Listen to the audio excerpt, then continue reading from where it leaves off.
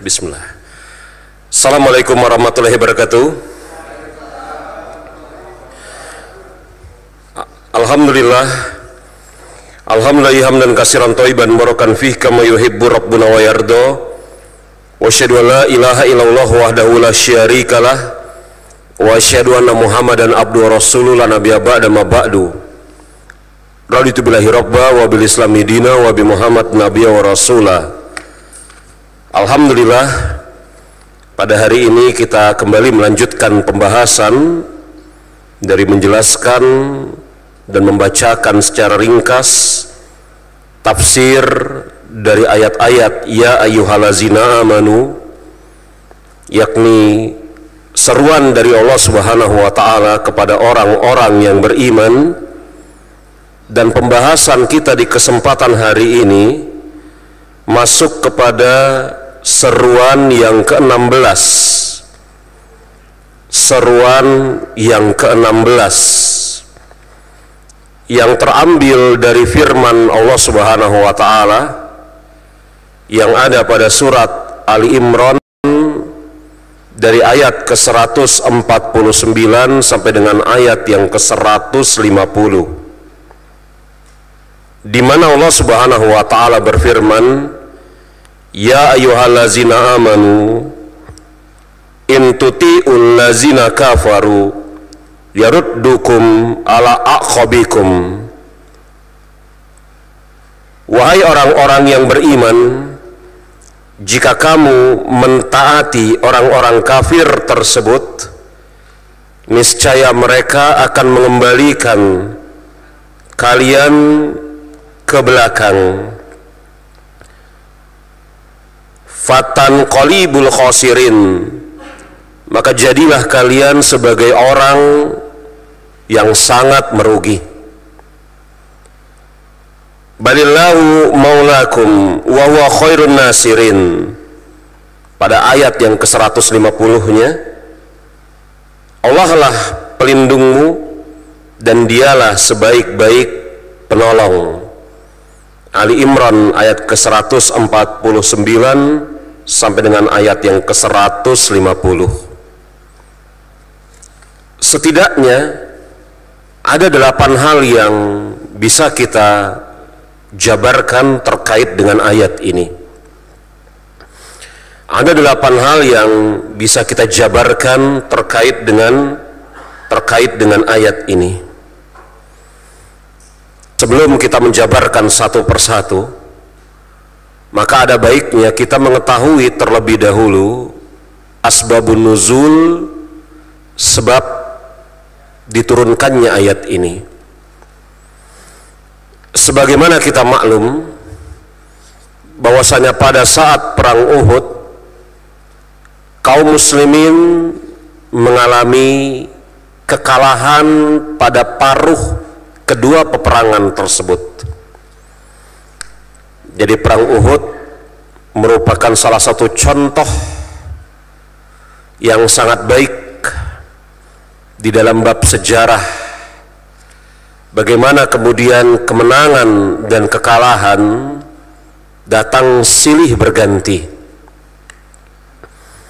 Kita mengetahui bahwasanya Allah Subhanahu wa taala memberikan kemenangan kepada kaum muslimin pada saat perang Badar. Yang dengan sebab itu orang-orang kafir Quraisy sesak hatinya dan berkeinginan keras untuk membalas kekalahan mereka. Maka terjadilah perang Uhud, yang Rasulullah Shallallahu Alaihi Wasallam telah pesankan kepada pasukan pemanah agar jangan sampai meninggalkan posnya. Maka kemudian Allah Subhanahu wa taala berikan kemenangan kepada kaum muslimin. Tetapi dengan sebab satu dan lain hal, pasukan pemanah tersebut meninggalkan posnya, hingga terjadilah kekalahan pada diri dan tubuh kaum muslimin. Keadaan kacau, sampai kemudian beredar desas-desus Rasulullah Shallallahu Alaihi Wasallam wafat. Dan sengaja desas-desus ini dihembuskan oleh orang-orang kafir dan dibantu oleh orang-orang munafik. Ada hal yang menarik jemaah dari perang Uhud ini, hendaklah Anda mentadaburinya, bahwasanya ketika perang Badar, maka tidak ada satupun dari pasukan kaum muslimin yang disusupi oleh orang-orang munafik. Tidak ada. Pasukan yang bersama Rasul adalah kaum muslimin, para sahabat. Sedangkan ketika perang Uhud, maka ada orang-orang munafik yang masuk menyelinap ke dalam pasukan kaum muslimin, yang mereka menyebarkan desas-desus bahwasanya Rasulullah Shallallahu Alaihi Wasallam wafat. Dan desas-desus ini dipergunakan dengan sangat baik dalam tanda kutip oleh orang-orang kafir. Orang-orang kafir pada saat itu mengatakan, mana bukti dan janji dari Tuhanmu bahwasanya dia akan menjaga agamanya. Orang yang paling katanya dicintainya saja telah mati. Maka ini alasan yang sangat tepat untuk kalian kembali kepada agama kalian masing-masing. Ini ucapan yang diucapkan dengan sangat lantang oleh sebagian orang-orang kafir. Mana bukti bahwasanya Tuhan kalian akan menjaga agama kalian? Bahkan makhluk yang paling dicintainya katanya, yakni Muhammad saja mati. Maka ini adalah momen yang paling tepat atas kalian untuk keluar dari agama kalian, yakni Islam, dan kembali kepada kepercayaan kalian masing-masing. Asbabun nuzul ini dibawakan oleh banyak ulama di dalam kitab-kitab tafsir mereka, dari jalan beberapa orang sahabat, yang paling terkenal dari jalan Ali bin Abi Thalib radhiyallahu anhu dan Umar bin Khattab radhiyallahu anhu.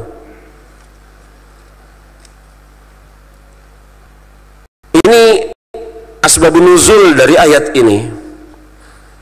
Dan sebagian kaum muslimin yang pada saat itu, ada sebagian di antara mereka yang baru masuk ke dalam agama Islam, merasa goyah hati mereka, apalagi melihat kemudian ada korban-korban yang berjatuhan dari kalangan sahabat kaum muslimin. Belum lagi kemudian mereka termakan isu bahwasanya Rasulullah Shallallahu Alaihi Wasallam wafat. Maka di saat yang genting tersebut, Allah Subhanahu Wa Taala turunkan dua ayat. Ayat ke-149 sampai dengan 150 dari Ali Imran, di mana Allah Subhanahu wa taala menyeru orang-orang yang beriman, yakni para sahabat pada saat itu yang mereka terlibat dalam perang Uhud, agar jangan mentaati panggilan seruan orang-orang kafir tersebut yang mereka menghendaki para sahabat pada saat itu mundur ke belakang, kembali kepada agamanya masing-masing, kepercayaannya masing-masing. Kemudian Allah Subhanahu wa taala menjelaskan hasil dari mundur kembali kepada agamanya masing-masing itu apa? Fatanqalibul khasirin. Maka jadilah kalian sebagai sosok orang-orang yang merugi. Maka jadilah kalian sebagai sosok orang-orang yang merugi. Dan Allah Subhanahu wa taala Maha tahu. Mudah-mudahan saya tidak salah di dalam mengungkapkannya. Allah Subhanahu wa Ta'ala Maha tahu ciptaannya manusia dari sisi psikologi ataupun yang selainnya. Ketika Allah Subhanahu wa Ta'ala melarang mereka untuk kembali kepada agama mereka masing-masing dan mengikuti seruan, mentaati ajakan orang-orang kafir, bukan cuma sekedar Allah Subhanahu wa Ta'ala melarang, tetapi di antara hikmah yang sangat indah, Allah Subhanahu wa Ta'ala katakan, balillahu maulakum wa huwa khairul nasirin. Allah Subhanahu wa Ta'ala lah yang akan melindungi kalian, dan Allah Subhanahu wa Ta'ala lah yang akan menolong kalian. Kalau kemudian dilarang untuk kembali kepada agamanya masing-masing dan berhenti sampai di situ, tidak ada kalimat penutup Allah yang akan menolong dan melindungi kalian, maka mungkin akan muncul setelah kita teguh di dalam agama Islam, lalu apakah akan datang pertolongan dan perlindungan dari Allah? Mungkin akan muncul hal seperti itu. Allah Subhanahu wa Ta'ala melarang para sahabat pada saat itu untuk mengikuti, mentaati orang-orang kafir yang mengajak mereka keluar dari agama Islam. Tapi coba Anda konstruksi di benak Anda, andai kata lafaz ayatnya berhenti sampai di situ, tidak ada kelanjutannya bahwasanya Allah Subhanahu wa Ta'ala lah yang melindungi kalian dan menolong kalian, mungkin akan muncul suatu pertanyaan atau keraguan setelah kita tetap berada di atas agama Islam, teguh istiqomah memegang keimanan kita, apakah akan datang pertolongan dan perlindungan dari Allah? Pertanyaan seperti ini dan keraguan seperti ini ditutup oleh Allah Subhanahu wa Ta'ala celahnya dengan Allah Subhanahu wa Ta'ala mengatakan, Allah lah yang akan melindungi kalian dan akan menolong kalian. Lihat betapa maha hikmahnya, hakimnya Allah Subhanahu wa Ta'ala. Kita ini jemaah kadang-kadang melarang tetapi tidak memberikan solusi. Kadang-kadang memerintah tetapi tidak menjelaskan hikmah di balik perintah itu apa. Tapi Allah Subhanahu wa Ta'ala luar biasa. Anda yang mentadaburi Al-Quran, mempelajari Al-Quran, mencermati makna-maknanya, sudah barang tentu dengan bantuan perantaraan kitab-kitab tafsir, Anda akan mengetahui betapa maha luar biasanya hikmahnya, hakimnya Allah Subhanahu wa Ta'ala. Dan yang luar biasanya lagi jemaah, yang luar biasanya lagi, sudah barang tentu tidak bisa disamakan keluar biasaan yang pertama dengan keluar biasaan yang kedua. Karena kehebatan yang pertama dinisbatkan kepada Allah, sedangkan kehebatan atau keluar biasaan yang kedua dinisbatkan kepada para sahabat. Sudah barang tentu berbeda. Tapi yang luar biasanya para sahabat ketika mendengarkan ayat ini, mereka tahu tidak boleh mentaati seruan orang kafir yang menginginkan mereka kembali kepada kepercayaan agamanya masing-masing. Mereka patuh itu. Sekaligus kemudian mereka berharap akan janji Allah Subhanahu wa Ta'ala yang akan melindungi dan menolong mereka. Apa yang terjadi? Maka pada paruh ketiga perang Uhud, Allah Subhanahu wa Ta'ala kembali menangkan kaum muslimin. Kan ada 3 fase dalam perang Uhud. Fase pertama kaum muslimin menang, tetapi kemudian terjadi kelalaian yang dilakukan oleh pasukan pemanah. Maklum ya, Anda sering dengar cerita ini.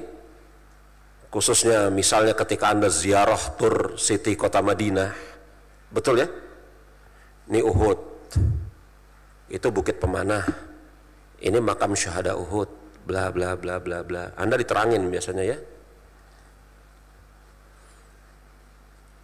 pasukan pemanah turun, maka yang awalnya kaum muslimin menang, kocar kacir, kalah.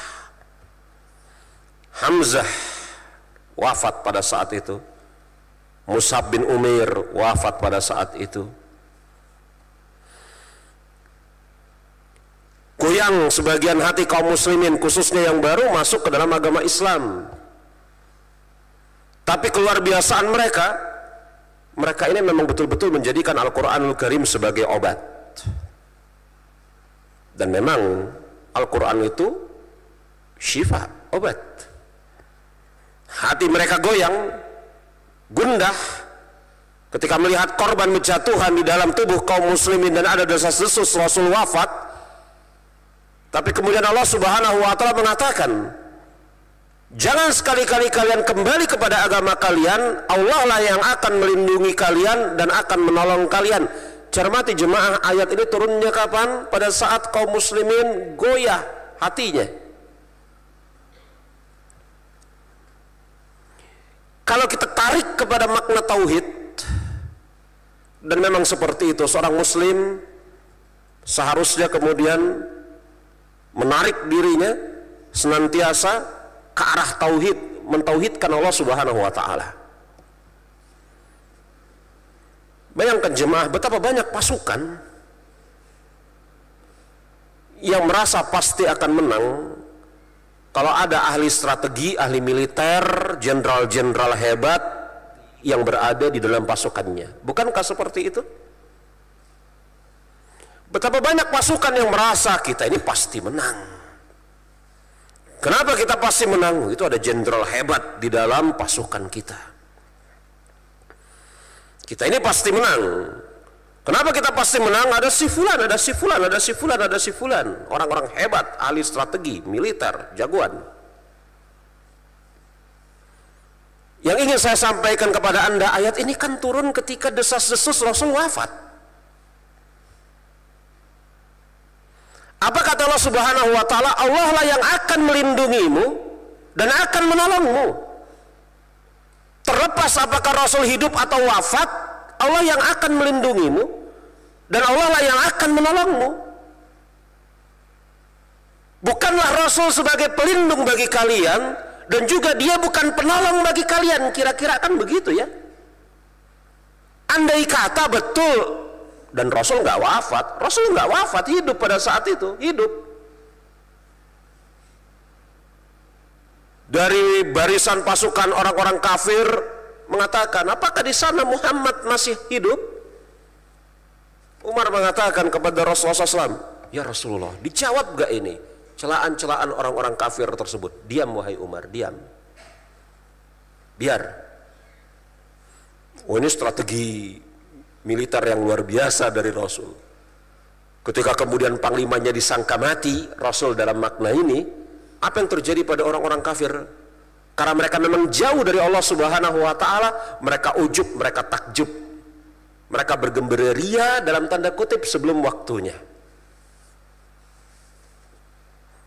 Coba jemaah, kalau kita itu belajar sirah nabawiyah, jangan kemudian ketika kita belajar sirah nabawiyah itu, perang Uhud terjadi pada sekian bulan sekian, jumlah pasukannya segala macam.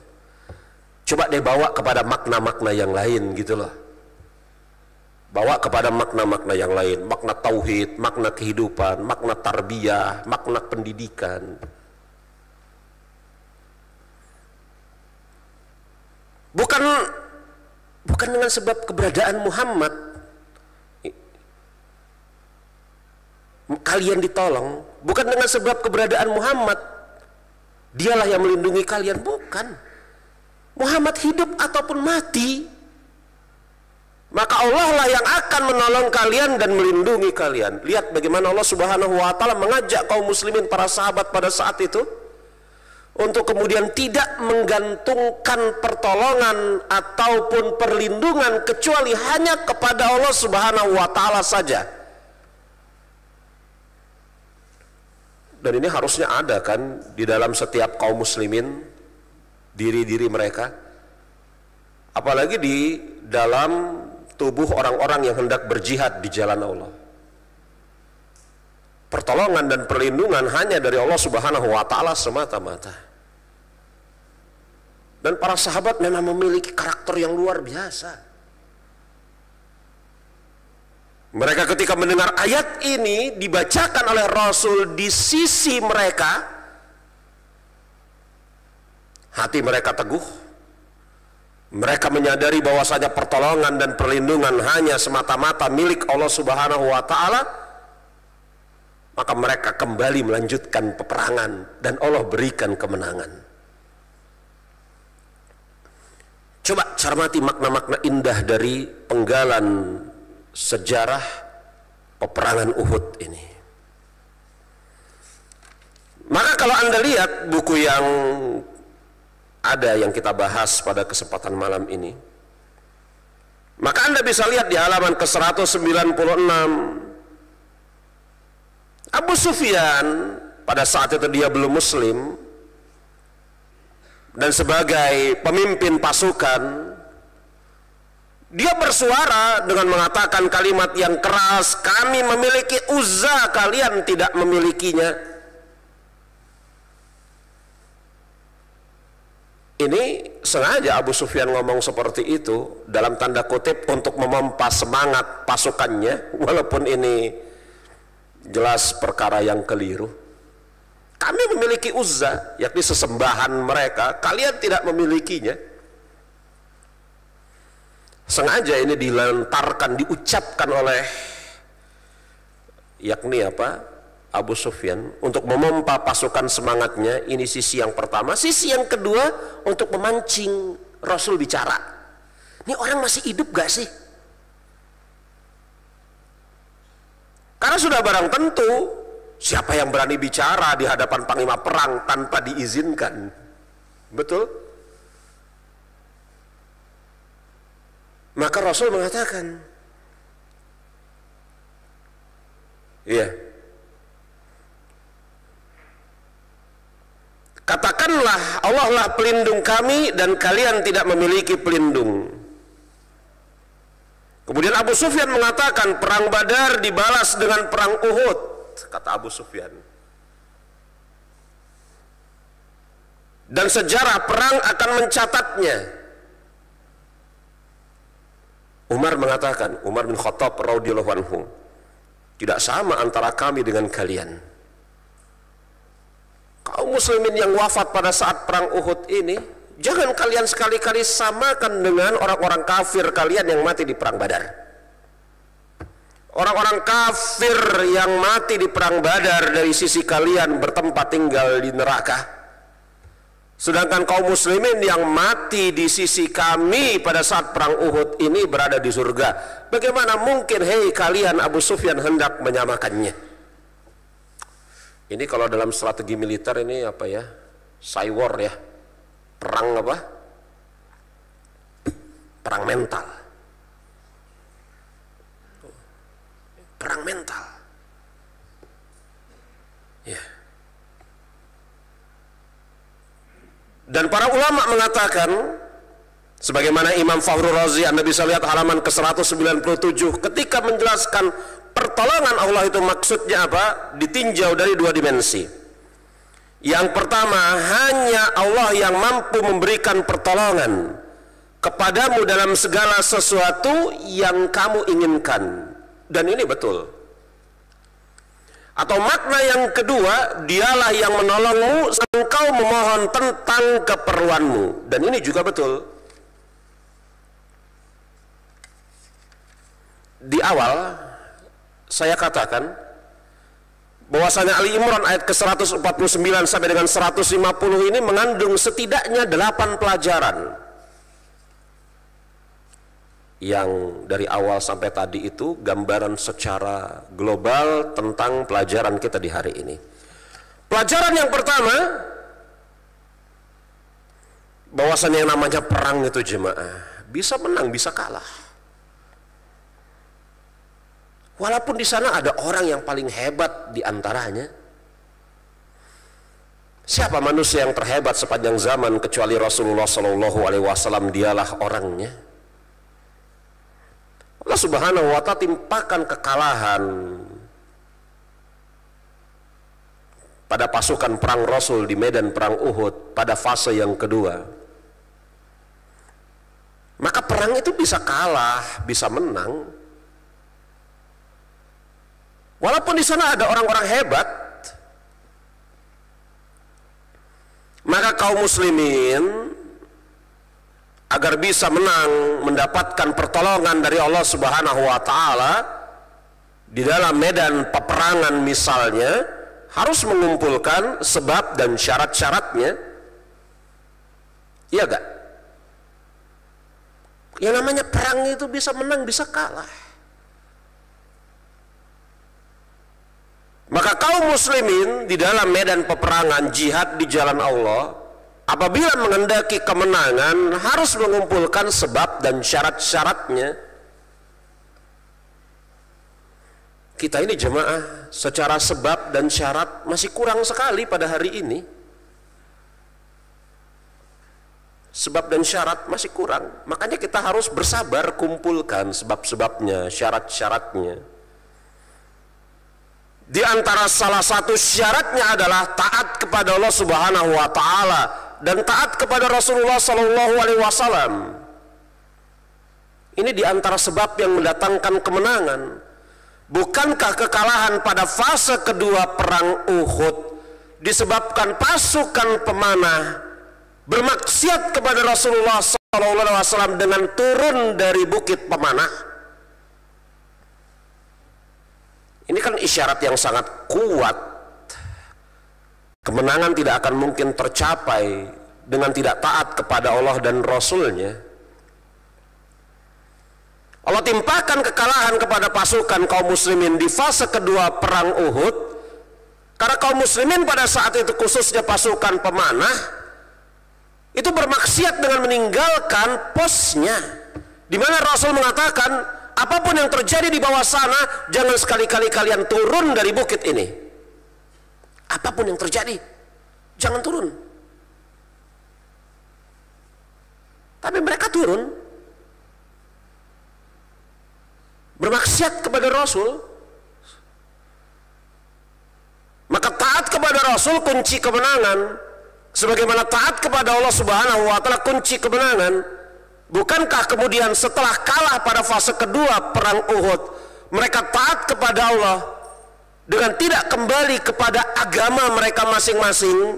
Allah berikan lagi kepada mereka kemenangan. Maka perang bisa menang, bisa kalah. Kalau mau menang, kumpulkan sebab-sebabnya dan syarat-syaratnya. Ini yang pertama. Yang kedua, kaum muslimin harus berhati-hati dari seruan atau ajakan orang-orang kafir dan orang-orang munafik. Kaum muslimin harus berhati-hati dari ajakan orang-orang kafir atau orang-orang munafik. Karena asas dari keadaan mereka adalah buruk. Asas dari keadaan mereka adalah buruk. Keadaan asal mereka buruk. Kekufuran itu keadaan asal yang sangat buruk, sebagaimana kemunafikan. Lalu bagaimana bisa terbayangkan kalau asasnya buruk, ajakannya tiba-tiba menjadi baik? Agak sulit dibayangkan. Kaum muslimin harus berhati-hati menghadapi ajakan dan seruan orang-orang kafir, propaganda-propaganda mereka. Dan saya tidak tahu ya, apakah di masjid ini pernah atau dijadikan materi rutin pembahasan Ghazul Fikr. Ghazul Fikr itu pada hari ini jemaah itu semakin masif. Masuk kemana saja. Sampai ke HP sekarang masuk. Sekarang siapa sih yang nggak megang gadget? Sarana untuk merontokkan akidah, keyakinan, perang pemikiran itu lewat gadget sekarang, mudah sekali. Berhati-hati terhadap seruan, ajakan orang-orang kafir, orang-orang munafik. Karena asas dari diri mereka kekufuran dan kemunafikan. Agak sulit terbayangkan seruan mereka adalah seruan yang mengajak kepada islah dan perbaikan. Agak sulit terbayangkan. Karena bagaimana mungkin teko yang berisi air comberan keluar tiba-tiba menjadi susu yang menyehatkan. Ini perumpamaan aja. Kemudian yang ketiga dari pembahasan kita ini, bahwasanya Allah Subhanahu wa taala sebaik-baik penolong dan pelindung. Jelas tadi disebutkan di akhir ayat 150. Dialah yakni Allah Subhanahu wa taala sebaik-baik penolong dan pelindung. Para ulama membedakan ketika lafaz penolong dan pelindung digabungkan, ini maknanya beda. Menolong atas apa yang engkau inginkan dan engkau sukai, sedangkan melindungi dari sesuatu yang tidak engkau inginkan, tidak engkau sukai. Ini makna penolong dan pelindung apabila digabungkan. Ini mirip bapak-bapak jemaah kayak makna fakir miskin gitu ya, Islam iman. Jadi kalau dua kata ini terpisah maknanya mewakili, tapi kalau dua kata ini bergabung maknanya berbeda. Menolong kalian atas apa yang kalian sukai dan kalian inginkan agar kalian bisa mendapatkannya, dan melindungi kalian dari segala sesuatu yang tidak kalian sukai, tidak kalian inginkan, agar jangan menimpa diri kalian. Menolong dan melindung apabila digabungkan. Dan Allah Subhanahu wa taala memiliki sifat itu. Dia menolong kaum muslimin, melindungi kaum muslimin dari segala sesuatu yang mereka inginkan atau tidak mereka inginkan. Tapi kan ada syaratnya, seperti yang saya katakan tadi. Dari ayat ini juga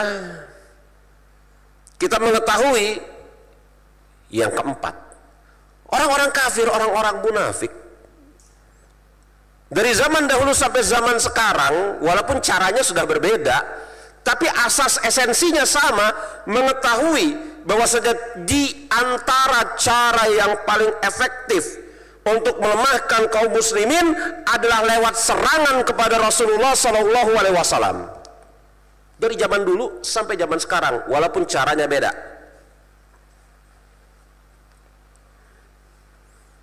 Dari zaman dulu sampai zaman sekarang,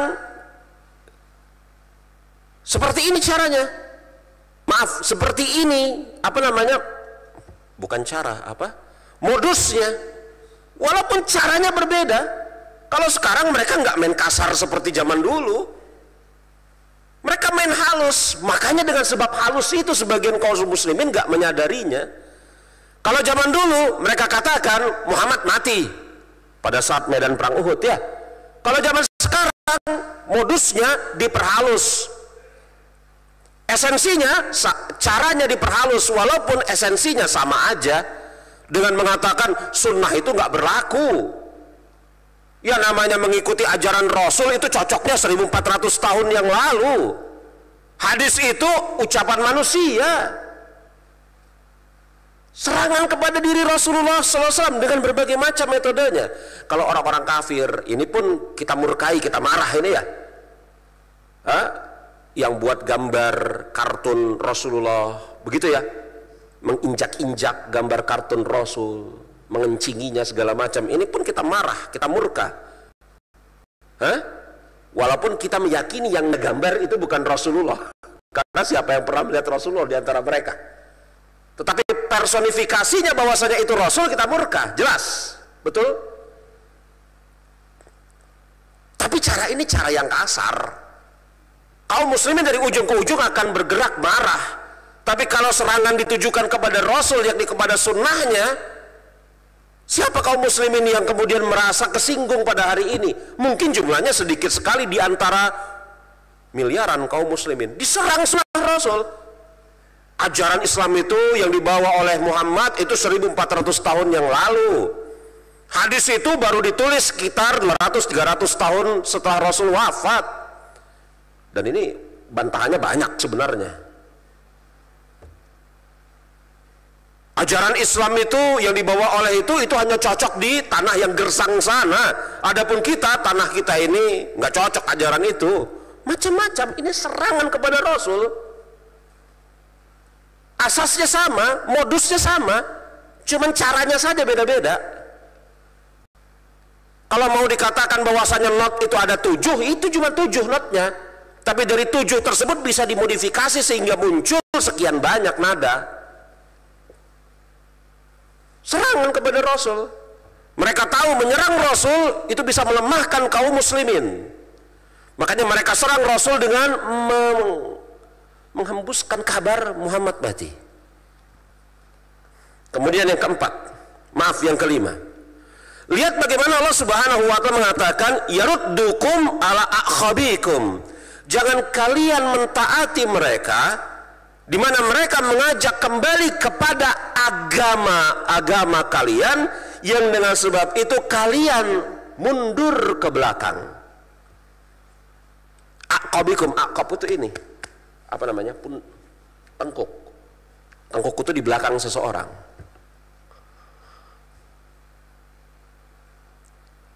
Apa sih isyarat yang terambil dari sini? Menjauhi agama Islam itu kemunduran. Allah Subhanahu wa taala mengatakan jangan sekali-kali kalian mentaati ajakan mereka yang mereka mengajak kalian agar kembali kepada agama kalian masing-masing yang dengan sebab itu kalian akan mundur ke belakang. Ini keimanan saya sebagai seorang muslim, dan saya nggak mau diganggu-gugat dalam masalah ini. Meninggalkan agama Islam itu sebab kemunduran. Itu keimanan saya sebagai seorang muslim. Meninggalkan agama Islam itu sebab kemunduran. Kemunduran kaum muslimin. Kemunduran kaum muslimin. Allah Subhanahu wa taala telah katakan kok, jangan kalian mengikuti ajakan mereka, berbalik keluar dari agama Islam yang dengan sebab itu kalian akan mundur ke belakang. Dan Rasul mengatakan ketika kemudian kaum muslimin meninggalkan agamanya, apa kata Rasul? La yanzi anhum hatta tarji'a ila dinukum. Kejelekan itu tidak akan Allah angkat dari kalian sampai kalian kembali kepada agama kalian masing-masing. Yang keenam, makna penolong dan pelindung bagi Allah Subhanahu wa taala telah saya sebutkan tadi. Yang ketujuh, tidak sama orang-orang mukmin dan orang-orang kafir sebagaimana ucapan Umar bin Khattab radhiyallahu anhu. Dan yang kedelapan, kalau kemudian kaum muslimin dilarang oleh Allah Subhanahu wa taala taat kepada orang-orang kafir dalam ajakan-ajakan mereka, maka di sana ada mafhum, pemahaman bahwasanya kaum muslimin hendaklah kemudian apabila ada seorang muslim yang soleh mengajak kita kepada sesuatu, maka hukum asalnya kita ikuti ajakannya. Tapi di sini ada noktah atau titik yang sangat menarik jemaah. Kalau tidak diperbolehkan mengikuti ajakan orang kafir, padahal pada saat itu mengikuti ajakan orang kafir bersifat ikhtiari, pilihan, bisa diikuti bisa enggak boleh gitu ya, enggak, kan bersifat ikhtiari, bisa diikuti bisa tidak. Lalu bagaimana lagi kemudian ada sebagian orang-orang Islam yang dengan sengaja lagi sukarela menjadikan orang-orang kafir sebagai orang yang berhak dan bisa serta diberi mandat untuk mengajak. Yakni apa? Sebagian orang-orang Islam mengangkat orang-orang kafir sehingga bisa mengajak. Saya ulangi ucapan saya. Ada sebagian orang-orang Islam yang dengan sukarela Ada sebagian orang-orang Islam yang dengan sukarela menjadikan orang-orang kafir bisa mengajak orang-orang Islam yang lain, yakni memilih orang-orang kafir sebagai orang yang bisa mempengaruhi, mengajak, memerintahkan bahkan kaum muslimin untuk mengikuti mereka. Padahal kan pada saat itu orang-orang Islam ya bisa ikut bisa enggak, tapi kalau orang kafir ini telah mendapatkan mandat sehingga bisa mengajak, yang tidak mengikuti bisa dihukum. Yang ingin saya katakan, ketika kemudian disebutkan oleh Allah Subhanahu wa Ta'ala di dalam ayat ini betapa tidak bolehnya seorang muslim mengikuti orang-orang kafir ajakan mereka, apalagi seorang muslim kemudian menjadikan orang kafir bisa mengajak orang-orang Islam. Padahal Abu Sufyan pada saat itu bukan dijadikan. Lalu bagaimana ada sebagian orang-orang Islam yang menjadikan orang-orang kafir bisa mengajak, mempengaruhi, memberikan keputusan